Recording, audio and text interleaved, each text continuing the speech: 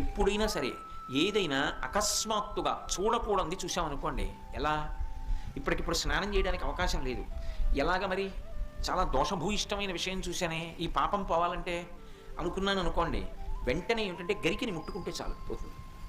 తీవ్రమైనటువంటి పీడకలు వచ్చిందనుకోండి, ఆ పీడకల పరిహారం అవ్వాలనుకోండి ఏ అభిషేకమో చేయించుకోవాలి. శక్తి లేదనుకోండి, మీరు అన్ని పూజలు చేయించుకున్నట్టే. స్నానం చేసి ఒకసారి గరికని ముట్టుకుంటే చాలు, స్నానం చేయకపోయినా చెప్పులు ఇప్పి గరికను ఒకసారి ముట్టుకుంటే చాలు. అందుకే శతమూలా శతాంకుర సర్వగం హరతు మే పాపం దుర్వాదు స్వప్ననాశిని. ఓ శతమూలా శతాంకుర, నువ్వు అనేకమైన వేర్లతో ముందుకెడుతుంటావు, అటువంటి అంకుర నిన్ను ముట్టుకుంటున్నాను. దీనివల్ల ఏమవుతోంది?